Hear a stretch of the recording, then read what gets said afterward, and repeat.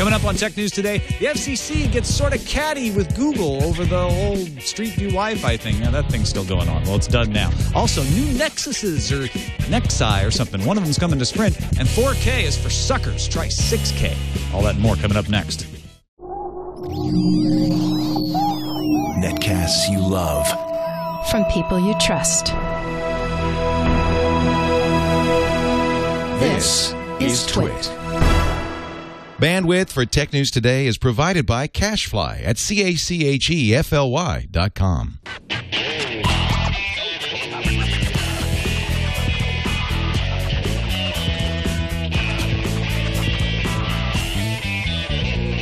This is Tech News Today for Monday, April 16th, 2012. Tech News Today is brought to you by BigCommerce. From web design to accounting to marketing, BigCommerce provides everything you need to run a successful online business. For a limited time, get a 30-day free trial to build a fully functional store. Go to BigCommerce.com, click on the radio icon, and type in my promo code TNT. And by GoToMeeting with HD Faces. Meet easily with colleagues even when traveling or working remotely. For your free 30-day trial, visit GoToMeeting.com, promo code TNT. Welcome to Tech News Today. I'm Tom Merritt. I'm Sarah Lane. I'm Iyaz, Akhtar. And I'm Jason Howell. And joining us, we're happy to have Natali Morris back on the show. How's it going, Natali? Good. Other than being 90 degrees where you are.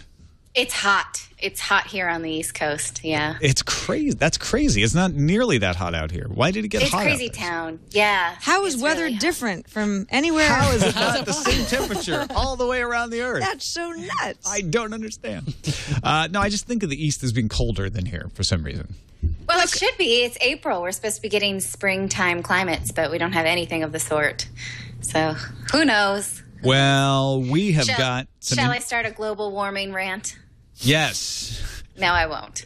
All right, fine. Then we've got some cool tech news for you. Tech news to cool you off, yeah. Oh, good. Some cold tech news. The FCC has dropped its investigation into Google over the Wi-Fi snooping. If you don't remember, this was Google sending its Street View project around, collecting Wi-Fi information for location information, but as they claimed, accidentally capturing some unencrypted but private information like passwords and SSIDs and such. However, Google didn't come out unscathed.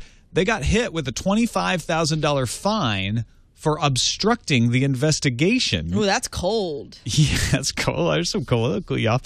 The FCC said in their report, talk about being cold. Here it comes. Although a world leader in digital search capability, Google took the position that searching its employees' email would be a time-consuming and burdensome task. The commission also noted that Google stymied its efforts to learn more about the data collection because its main architect, an engineer who was not self-identified, had invoked his Fifth Amendment rights. So the FCC said, look, that Google just would not cooperate with us. They blocked us at every turn. Because the data was unencrypted, it doesn't violate wiretap or fraud laws, and we are convinced that there really was no intention here. We're going to let them off on the actual charges. We're going to drop the investigation, but we are going to slap them with a $25,000 fine for obstruction. What's $25,000 to Google, though? That's like... That's absolutely nothing. That's like, give me a quarter. A half a second of AdSense. There you go. I mean, this just means that they are almost off the hook entirely for that collection of data, right? That was the big thing. Were they taking a bunch of data that was private or not? And that's not even the issue here. It's just because they wouldn't search emails that they're getting fined. Is that right? Because that's private. They can't go there. Yeah, well, it wasn't just because they wouldn't search emails. I mean, you're reducing it down to the one example here. It's because Google didn't cooperate consistently when the FCC asked for information. Well, if the FCC feels like Google deserves to be fined and $25K is a drop in the bucket for Google, why not fine them more? I mean, if it's an important thing and they did something that's wrong, why not fine them $5 million? The commission claimed... Well, I don't think there's really a precedent for this kind of thing. And you can't say, well, you know, they have it. It's really not their business to say whether or not they have it. And I think where this gets a little confounding is that this was originally a Federal Trade Commission investigation. It was the FTC. They dropped that in 2010, and the FCC picked it up.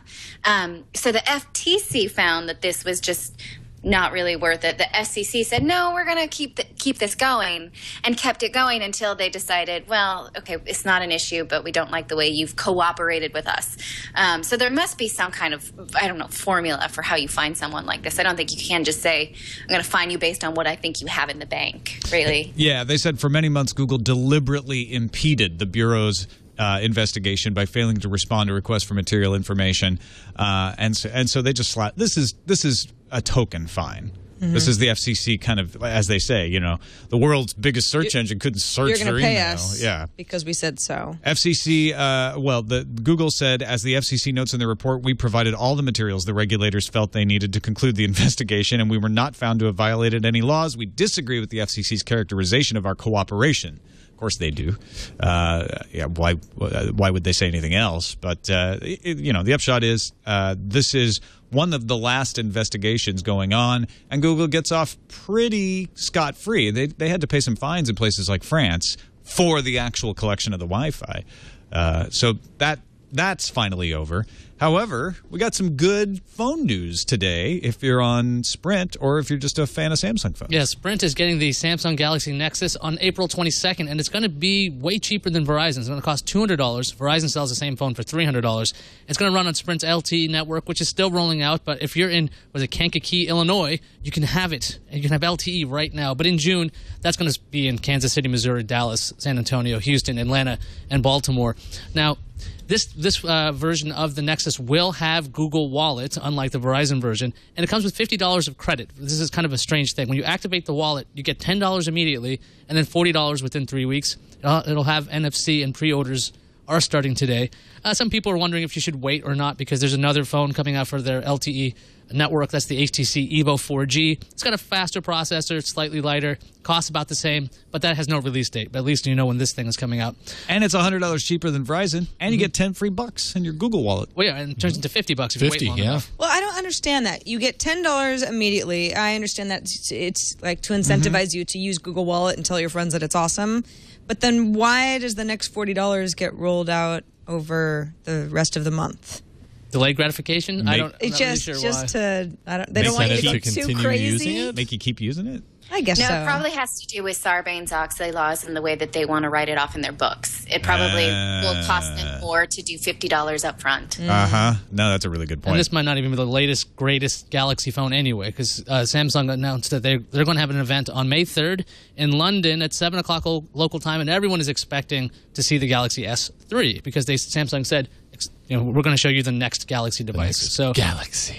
So pick which one you want. Do any of these get you excited, Jason Howell, Android fan? Most of all about Android? I think it's very cool that Sprint now has the Galaxy Nexus and that you have more options in the States. Although, Galaxy Nexus isn't as much of a catch as maybe it was even 4 months ago, where it was just felt a little bit more exclusive.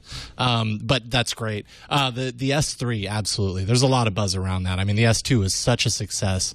Samsung's kind of on a roll with that line. So anything that's the next, the successor to that really successful product is going to get a lot of attention for sure. And what about near field communication? Is that something that you think that you'll use a lot? Because that seems to be getting a lot of buzz as well. On the S3? The S3. Yeah, I mean, NFC is still kind of proving itself. Like, I don't know exactly how successful it's going to be. I know that I have it on my phone and I've hardly ever used it at all. Like, I have little to no reason to use it. It's like that chicken and egg scenario where it's like you need more NFC for merchandisers to really kind of grasp it and take hold and make it what it needs to be, and vice versa as well. There's one way to do that, and that's to get more devices with it. So from that perspective, it's nice to have that in the future phones. Absolutely. I don't know if that will work. Here's a silly question, but the NFC defaults to Google Wallet, right? You can't use any other payment system. Oh, that's a good question. I don't know that. I'm not sure either. Does anyone else know? No. You mean on the actual Samsung Galaxy Nexus that Sprint is selling? I don't. Yeah.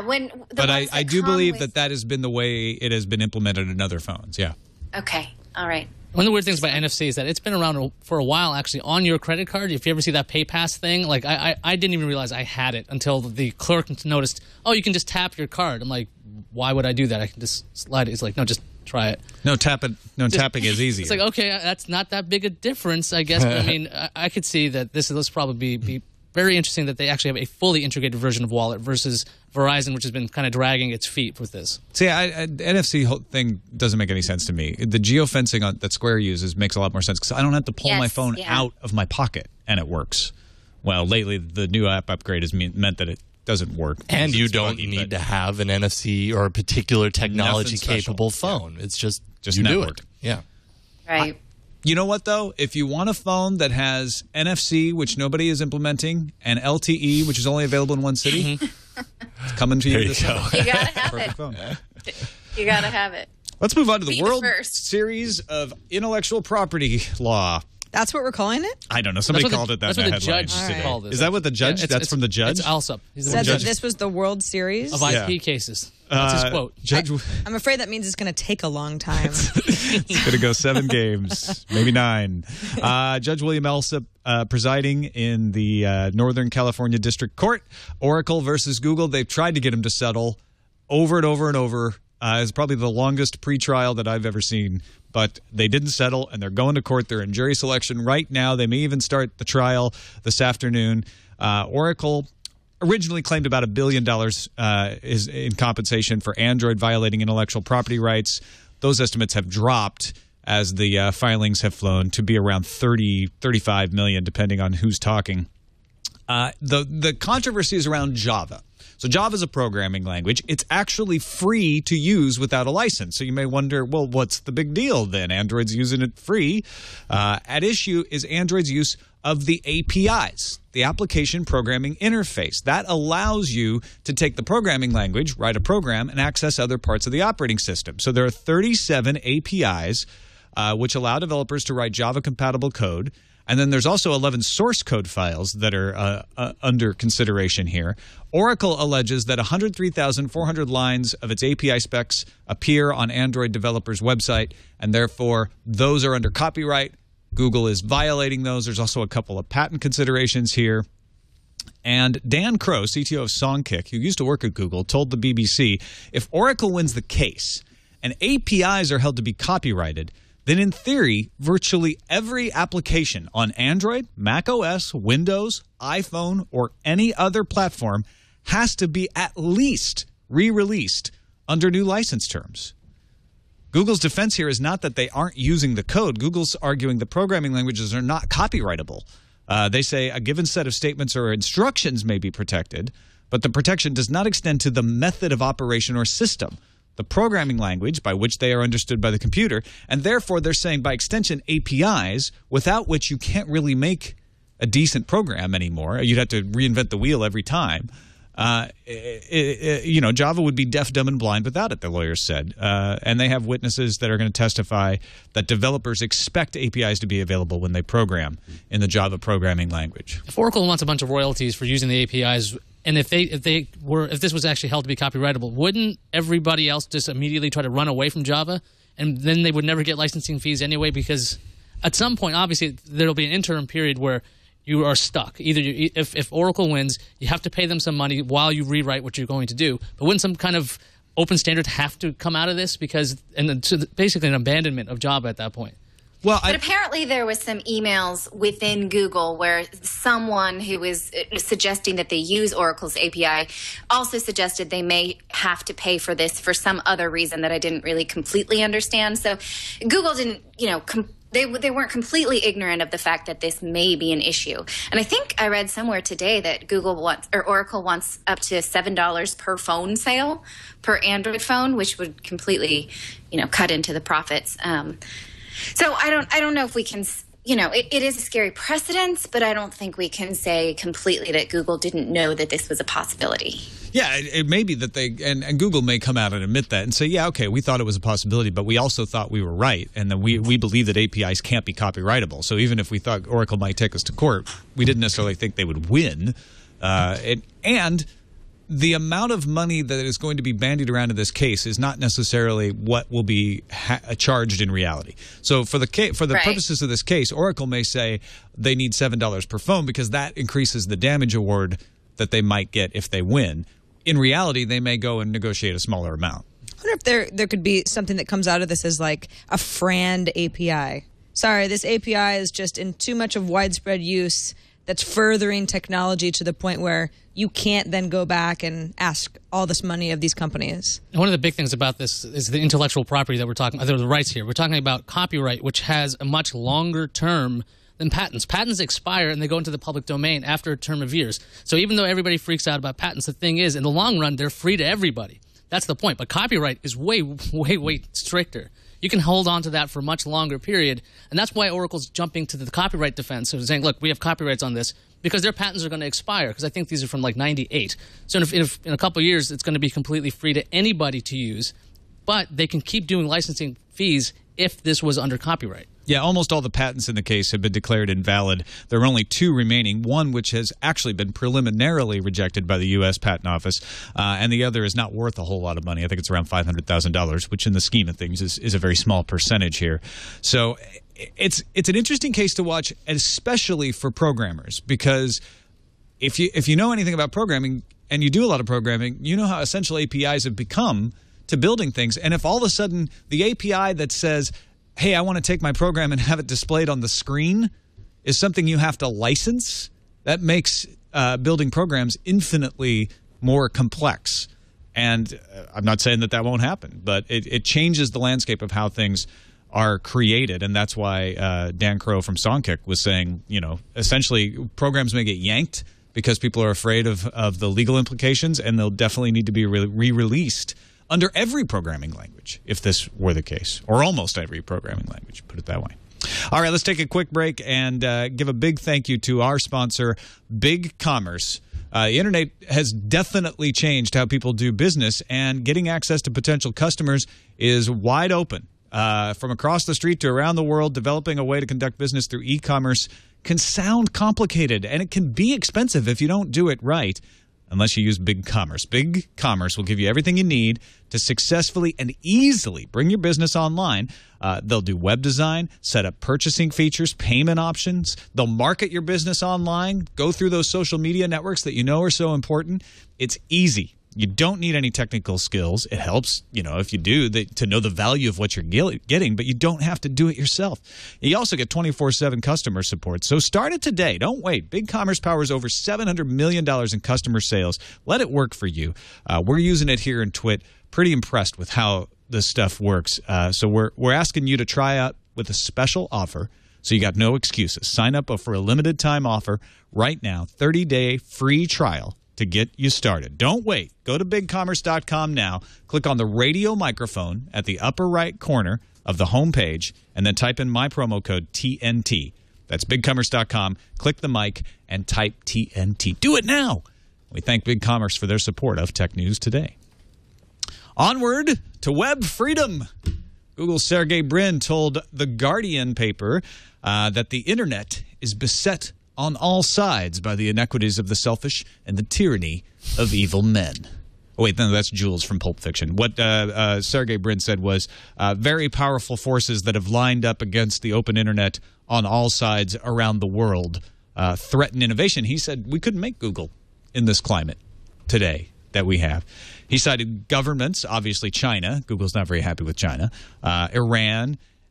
He also cited the entertainment industry with their crackdowns on piracy and used SOPA and PIPA as examples of that. And he also called out Apple and Facebook, saying they've built restrictive walled gardens. Of course, Google very critical of the fact that Facebook will take in information but doesn't easily let it out for you to use in other social networks. He says you have to play by their rules, which are really restrictive. The kind of environment that we developed Google in, the reason that we were able to develop a search engine is the web was so open. Once you get too many rules, that will stifle innovation. This is Guardian's week-long investigation called Battle for the Internet, which is why it was out today. But what do you think? I mean, is Brin just being self-serving, picking on Facebook because Google won't cooperate with them? Well, I mean, he certainly has a lot of points that Facebook is a walled garden, and they don't allow you to export your data the way that a lot of people want, and certainly the kind of offerings that Google give you. But I mean, didn't Google also strip out Twitter results in Google searches? Yeah, Search Plus Your World has one part of the world, and that's Google Plus. Yeah, so it's like, I mean, you can't really throw stones like this if you've glass houses or something. I just the house feel like maybe Google's mostly not would, perfect. but there's some windows. Yeah. See, what I'm confused about is saying this walled garden thing. Didn't Chomp just get bought by Apple because they were doing a better search of the App Store than Apple was? I mean, that was part of that's. There is an opportunity, even if there are these walled gardens. Yeah, but his point is, I can't index the apps. So what Chomp's going on, I can't find on a search engine because it's a walled garden. It's behind Apple's paywall. And I can't get out there and index it. Whereas the web is open for me to index anybody who doesn't put a robots.txt file up. Right, but this was, again, another opportunity for Microsoft to work with Facebook. So Bing had the best search for Facebook. And then you had to, I guess it's not as open. It's not like a utopia where you can read everybody's sites, but that's not a utopia. That's the way the internet worked up until recently. So that's Bryn's point. But if Facebook closes off because they can, what's the big deal? Like that's the big issue. They are putting themselves at risk because they can't be found by the #1 search engine in the world right now. Yeah, but Bryn's saying it's a bad thing. Go ahead, Natali. Yeah, I think that you can take his point is that I don't know if it was him, this was paraphrased from The Guardian, that saying that Facebook and Apple are balkanizing the web. And I think that he might be right that you couldn't create Google in this day and age. But back then it was really more the wild, wild west online where data wasn't quite as protected and they could index everything because they could see everything. So whether or not they've been evil, I don't think that's even a point. I know the chat room was like, oh, like Google has never done anything evil or closed walled garden. Well, yes, that's true. They have. But I think we should also not throw the baby out with the bathwater because I think he might be right. You can't really data is balkanized right now. Wouldn't you say? Yeah, well, and to Iyaz's point, data has always been somewhat balkanized. There was always an AOL. There was always a CompuServe. It's a different walled garden. There have always been walled gardens, but we don't think of those as good examples because they failed, and the open internet succeeded, and Google was one of the examples of that open internet. But it was a completely different. It was I want to say it wasn't a sharing pattern back then. We didn't really have data up there quite as much as we do now, and so there wasn't quite as much to filter. You think of the days when you used AOL or Prodigy, you were consuming, you weren't really producing. And now that we're producing so much, it's harder to index that, but it should be possible, and it's less possible now that we're all consumers, producers. So is Sergey Brin, is he just regretting the passing of an age where everything was easy and open because that's the way it was, and now these successful companies like Facebook and Apple and Google Play on the Android market lock everything in and it's not available on every platform? Or is he saying we need to fight? Is it a rallying cry, or is there something that needs to be done? I mean, with the government, you could talk about, well, laws need to be passed, or with the music piracy, laws don't need to be passed. But with things like Apple and Facebook, the judge and jury is us. We decide to buy and use those products. But I think that's yet to be proven, right? We haven't seen quite a need for those things to be completely open yet. And we whine about the fact that you can't really get Twitter results in a Google search. But does it really, completely change our world? Not really yet. I think nostalgia can be dangerous, right? Nostalgia can be dangerous? In a lot of ways, yeah. I mean, you don't want to sit around and be like, oh, this is how it was once, and we couldn't build our business now, because then you can't run your business in the current climate. Well, but there is a good argument to be had that if we don't know what we're missing, then that is dangerous. Because if we didn't have these walled gardens, maybe there would be this amazing social search application that Google or somebody else could create, but because Twitter locks off the fire hose and because Facebook has got a deal only with Bing, we don't know. We don't have the ability for the next Sergey Brin and Larry Page in their, college dorm rooms to come up with this crazy social platform, because you have to make these big agreements and you don't have the leverage when you're young and innovative like that. Exactly. I think that those of us who, I'm not going to say us because I don't produce that much on the web, but people who are innovating new products on the web need to draw a fine line between, how it once was back in the late 90s when we could do whatever we wanted. It was the wild, wild west, and how it is now. There's got to be some place in the middle so we can take that from this article, if nothing else, I would say. Yeah, I wonder if Google had to go and make deals with AOL and CompuServe and Prodigy in order to create a search engine, would we have Google? No. It just means that we won't have a lot of small businesses popping up, right? That means that the people that have the most money are going to control as much information as you can get, which is, I mean, that's a very dangerous thing, because if you have to pay for the API access for the Twitter Firehose, and they might become copyrightable. That's who another knows? thing. If you got to do all that stuff, then you kind of get stuck. You're kind of. I would be quite concerned about which company gets to control all this, but it's just a different time. It's completely different, because now, back then, people weren't thinking, how am I going to make money on the web? It was this kind of cool tool. It's like, oh, I can move data around, but it wasn't. Okay, we can put ads here. We can scrape your data. We can target this for you. That what the web is now is so different that I mean, it has because of the freedom we had to try different things. Because that's the drug kind of thing. It's free and easy. But we first. see a lot of people hitting their head on this kind of model, though. That's why we scream when we see something like what was the app recently that was It was accessing the contact book in the contacts books, and a lot of them, but Path got a lot of the right, yeah, the attention. And that's something that maybe early Google might have done inadvertently, but that this is the model that they have to deal with, and so that's why we see so many people, like I said, scraping their knees up a little bit in this new environment. All right, real quickly, let's move on to another Trojan available for OS X if you were looking for one to replace Flashback. Kaspersky and Sophos identified SabPub, which arrives in a Word document that exploits a 3-year-old vulnerability. So this is something that should have been patched if you've kept up on your patches, but now OS X users have to be keeping up on their patches, just like all the other users should always have been doing. It's an advanced persistent threat variant of a previously identified worm that targets employees of pro-Tibetan non-governmental organizations, so it's very targeted. It's hijacked machines without requiring the user to type an administrative password if you haven't patched it, so that's bad. There's a variant of it that takes advantage of the same Java vulnerability that we saw in the Flashback Trojan last week. That has now been patched by Apple as well. Kostin Reu of Kaspersky wrote that SabPub is different from Mac Control, another bot used in advanced persistent threat attacks in February 2012. SabPub was more effective because it stayed undetected for more than 1.5 months. So not as bad as Flashback, because you can protect yourself by keeping your patches up for Microsoft Office and for Java on OS X, but another example of Apple users having to watch out for the viruses as the platform gets more popular. Everybody thought this would happen, and it is. You are not immune. No, there's no herd. Stay updated. There's no herd immunity. If you just buy a lot of chicken pox MacBooks. immunization. Yeah.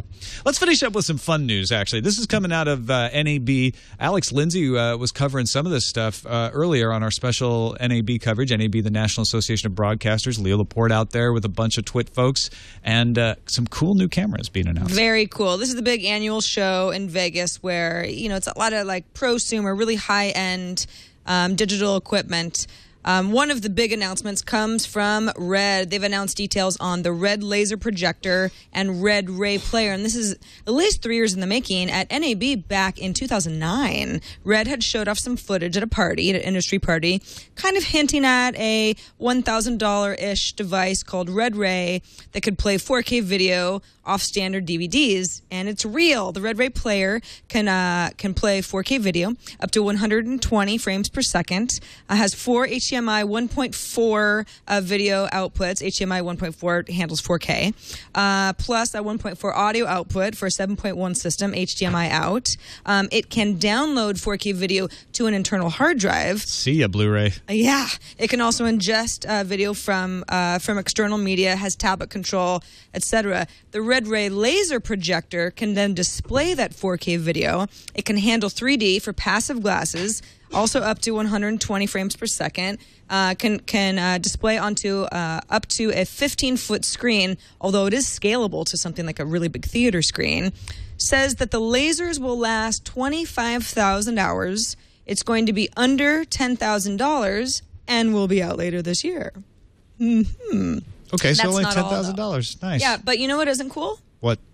4K. You know what's cool? What's cool? 6K. What? Yeah. 6K? Red founder Jim Jannard also announced something called Red Dragon. It's an upgrade kit to an Epic or a Scarlett camera Awesomely for ridiculous. a resolution bump to 6K.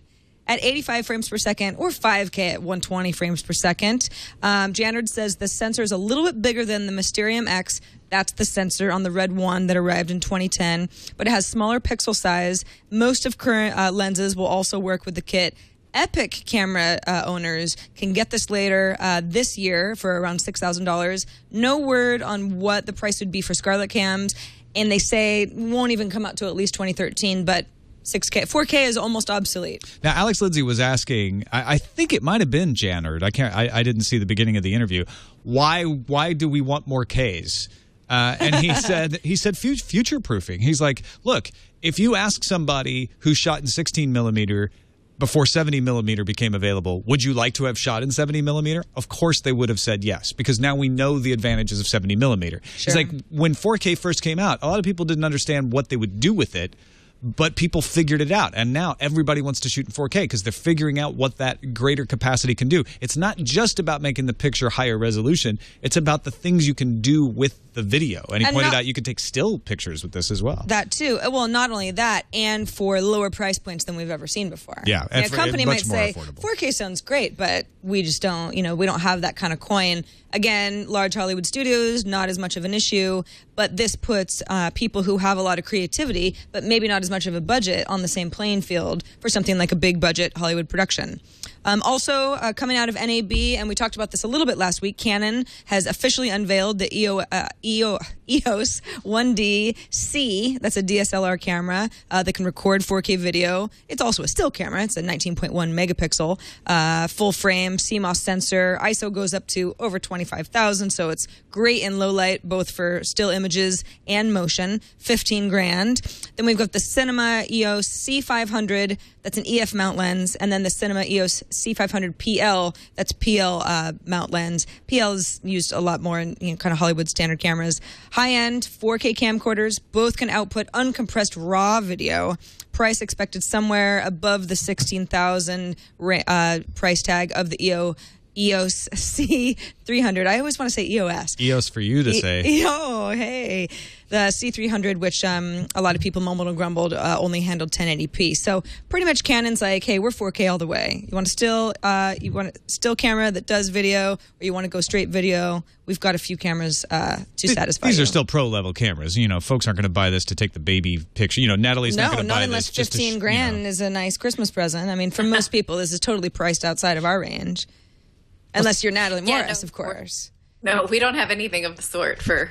You don't have babies. a couple 4K cameras, a couple red Scarletts just sitting around the house waiting to take some baby pictures. So when these kids are in their 30s, it might look to them like we watch our old, old movies. When these kids are 12 or 15, they're going to have 4K in their cell phones. Yeah. So. They probably will. Absolutely. So crazy. If not more. Yeah, if not more. I mean, Janard was saying 1080p is going to look like standard def looks to us now in, a few years. Yeah. And on the price point, I was talking to Alex Lindsay about this. He says he won't buy after a certain price, but this makes the rentals way cheaper because just getting the equipment is really low, relatively low cost. The rentals are just really, really somewhat affordable. So maybe you don't buy one for now, but if you really wanted to have 4K footage of your kid, just go rent that thing out because it's not that expensive compared to what it used to be. All right, let's take a look at what's in the news fuse by lighting it, exploding things.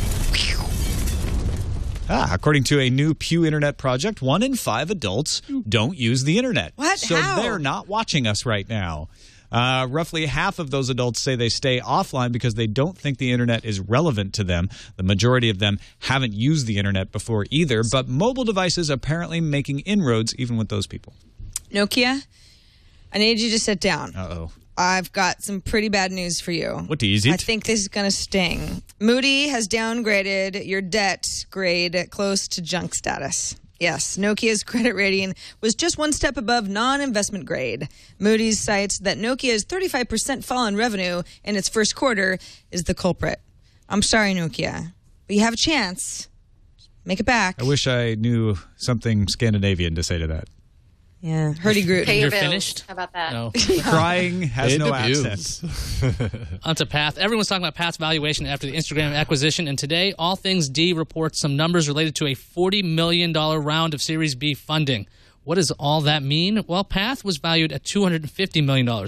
That's half of what Instagram was valued at and a quarter of what Instagram sold for to Facebook. What does all that mean? Discuss amongst yourselves, because I don't even know what I said. Bubble time. Bubble time.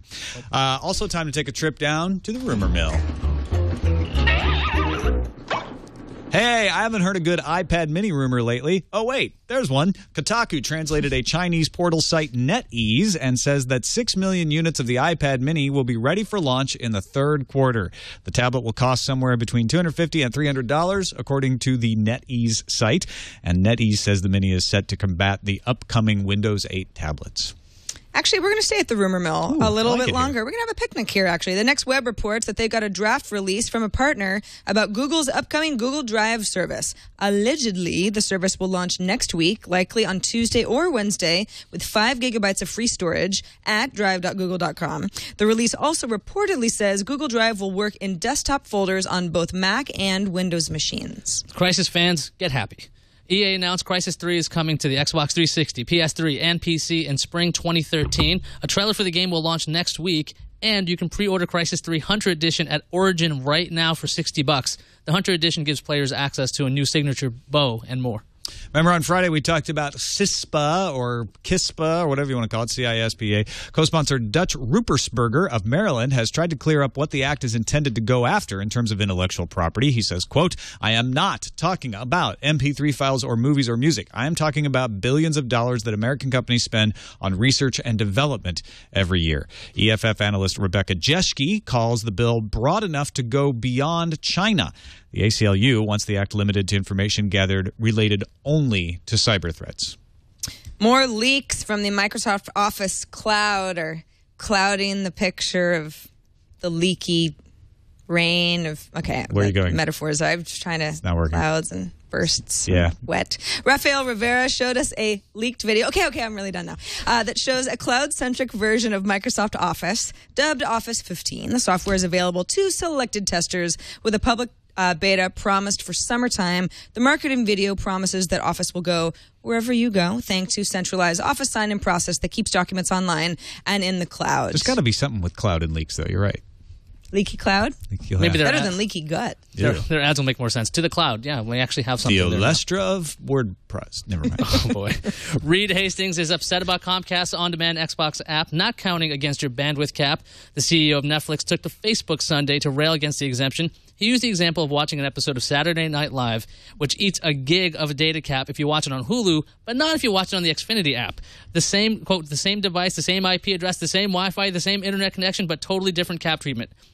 In what way is this neutral? Question mark. And he ponders this because everyone had kind of forgotten about this whole thing. He's like, and Reed Hastings, I'm not going to let you forget. I'm going to rattle the cage on Facebook. Yeah. All right, let's move on to the randomizer. The Coachella music event was streamed live on the internet, and Tupac Shakur and who else? Who was Nate the other? Dogg. The other dead Nate Dogg guy showed up. Both of them are dead, if you don't realize that, rappers. But it was a transparent screen with rear projection, allowed them to come on stage and perform with the Death Row Records duo of Dr. Dre and Snoop Dogg. And not just in a kind of a weird, like, oh, that's obviously taken from a video way. Like he said, well, hello, Coachella. Or what's up, Coachella? Yeah. Okay, so I understand the idea of, oh, look, we can recreate taken from footage that we already have historically of this person. It's been done before. I think Digital Domain down in LA, which is a big special effects production house, was responsible for this. I understand how they can put things like this together. And, wow, it looks like the lips are really saying what they're supposed to be saying right now. They did it in Forrest Gump. Yeah, exactly. Right. But, okay. If you were taking actual footage that really happened and somehow making it look three-dimensional, I can see that being really cool. Having the dead, deceased say things as if they're actually there right now, like, what's up, Coachella 2012? He performed Hail Mary, which apparently he never actually performed while he was alive. Exactly. And that's crazy. That to me is, I mean, it's very cool on the surface, but I feel like you shouldn't be able to do that. Maybe he would hate the song if he were really alive. Well, you're making him perform as if like you're making money off of him. Like he's a headliner and he's not actually even alive. I'm sure somebody's making money off of this. Exactly, but it's not his family. His estate probably would have to have approved this. I guess so. Yeah, I get what you're saying. Absolutely. And because they use Tupac particularly, it's very controversial, right? There's already a Twitter account for Tupac's hologram that's picking a fight with Biggie Smalls' hologram and all of that stuff. But the idea that you can take, let's say Charlie Chaplin and put him in a movie and have him act and say new lines, that's pretty cool sounding. No, I It's got some get that the fascinating technology applications. is cool. I just... You think it's poor taste to bring back I the guess dead? I do think it's sort of in poor taste. There was I a like 60 Tupac. Minutes piece about 2 years ago about an agency, I think they're in Indianapolis, that only represents dead people. And they make a killing. I'm sorry, I didn't mean that pun.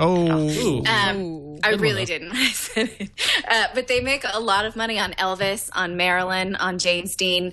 So you have to think that there already is a legal precedent. So the estate I think that the estate would have to approve this kind of thing. Or maybe you just don't die on the internet when you die in real life. There's a dystopian novel in there somewhere about dead people making more money and having more rights than living people in the future. There has to be. There's a great book that I read, I want to say about 3 years ago, about like how you can exist in a heart. It was very esoteric. I'm going to find the title for you. And it's a lot. It's very dystopic like that. Let me find it for you. You look that up. I'm going to thank our other sponsor for today's show, GoToMeeting. Tech News Today brought to you by GoToMeeting by Citrix. With colleagues working from home or traveling for business, getting everyone together for a meeting can be an impossible task. We got half our staff out there in Las Vegas covering NAB, but if we use GoToMeeting, it can be like they're all in the same room. GoToMeeting with HD faces makes it possible. Now you can participate in meetings while on the go using the built-in camera on your iPad or your laptop. GoToMeeting lets team members meet wherever they are. All you need is an internet connection. Everyone's literally on the same page in seconds. Easy for you and your attendees, makes conference calls much more effective. You can see facial expressions, read body language, build a connection with the attendees, and really make it clear what you're trying to get across. Use GoToMeeting for product collaboration sessions or planning meetings, weekly status updates, all right from wherever you are. It takes a lot of the hassle out of planning these meetings. Start hosting your own face-to-face online meetings today with GoToMeeting. My listeners can try it free for 30 days. GoToMeeting. 12.1, collaborate. Visit GoToMeeting.com, click the Try It Free button, and enter the promo code TNT. And we thank GoToMeeting and Citrix for their support of Tech News Today. What's on the calendar there, Sarah? The Roku 2XD and 2XS are both launching today in Canada with over 100 channels. Both handle 1080p video, a built-in Wi-Fi. The XS includes a gaming remote, Ethernet, and USB ports. Basically exactly like the U.S. versions. The XD is $90 Canadian and the XS is $110. The new Asus Transformer Pad 300 tablet is coming April 22nd for $400. Both Office Depot and BJ's are already offering pre-orders. 1 gigabyte of RAM, NVIDIA Tegra 3 processor, among other things. The first Raspberry Pi orders are now shipping worldwide. At least to the lucky people who put in their orders before they sold out. Some people are already reporting that they are getting theirs. The new iPad is coming to South Korea and a few other countries, Croatia, Cyprus, Dominican Republic, Guatemala, among others, this Friday. Starting next Friday, April 27th, it's coming to a few more countries, Colombia, Israel, Lithuania, South Africa, and Thailand.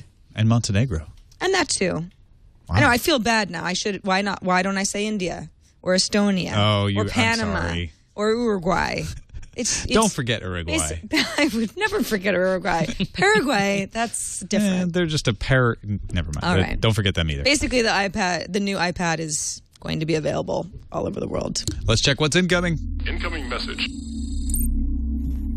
Comes from Trevor in Wagga Wagga, New South Wales, Australia. Thank you for telling us where you were, because that was fun to say. Trevor says, on TNT 479, you were discussing the collusion case against publishers, Apple, etc. My biggest gripe with publishers is their continued insistence on having different release dates for books in different parts of the world. I feel you, Trevor. In particular, I'm sick and tired of trying to buy Audible books online only to get the dreaded message, not available for purchase in your area. Then there's the other problem where, example, Faye Kellerman's latest book was advertised, and I purchased it through Audible under the U.S. title Gun Games, then saw another similar title, Blood Games, for sale with a different enough description that it could have been a new book. Bought it too, and it was soon obvious it was the same book.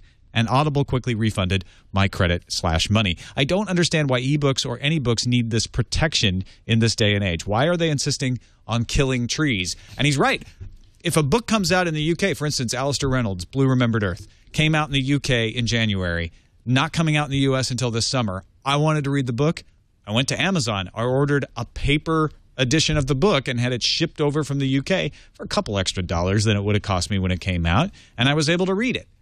Why restrict it in the United States? I mean, I do understand why they do it historically, but we really need to get to the point where we reflect the reality of the situation. Or you just have to be patient.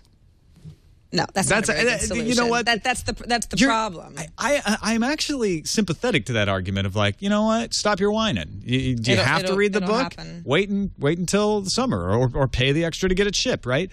But from the company's point of view, it's not a smart thing to do.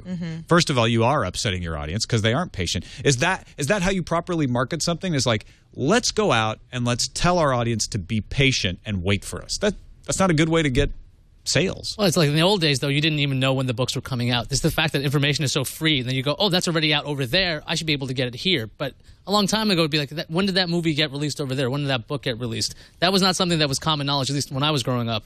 You'd have to like look in the back of a magazine to find out, oh, look, they already have the Super Nintendo in Japan. They call it something else. Or you'd just go traveling, and you'd be like, that's playing? Yeah. Or that's still playing? But now that information is everywhere, this is something that these companies have to be aware of. We know it's out there. We should be able to get it, and we want to pay you. Well, they're allowing you to pay for it. It's not as if you're having to like pirate this book. It's just not the way that you want to. The audiobook is not available in a lot of cases for Trevor.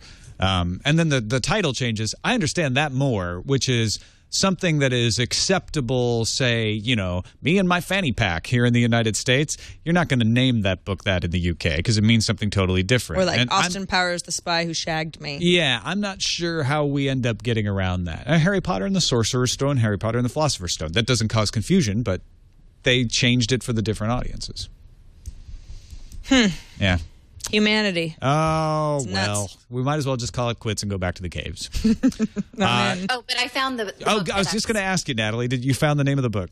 I did. It's called 40 Tales from the Afterlife. And there's short stories about what happens to you after you die, but there's a lot of them that are very modern and talk about sort of existing on a hard drive or existing as a collection of memories in a hard drive. It's a really fun read. Read Machine of Death, a collection of stories about people who know how they're going to die, and then read that. You know, a little lighthearted reading material never hurt anybody. It's a great combination. Considering I'm about to experience birth, I don't know how much I really want to. Yeah, okay. That's not a good idea for you right now. Death, but maybe. All right, that's it for this show. Thanks, everybody, on our subreddit, technewstoday.reddit.com, for submitting stories and letting us know what stories that have been submitted you like. Voting them up or down is important, too. Go there and join the I'm just going to say 6,000 because it's 5,995 right now. Redditors who help us pick our lineup every day. Natalie Morris, always a pleasure having you on the show. Let folks know where they can follow you online and what else besides having the baby you're up to. Yeah, well, I'm about 3 weeks away from delivering my second baby, so I'm not working all that much. I'm a contributor for CNBC, so I'm producing pieces. I have a few more that I want to really get to air right before I deliver my baby, and then I'll be on maternity leave for a while. So you can find my work if you just follow me on Twitter or go to nataliemorris.com. No E on Natalie. That's right. NATALIEMORRIS.com. Yes. Thanks, Natalie. That's it. Thanks for having me on. That's it for Tech News Today. You can find us on the web, twit.tv/TNT. You can email us, TNT@twit.tv, or give us a call and leave us a voicemail, 260-TNT-SHOW. We'll be back tomorrow with all new tech news. See you then.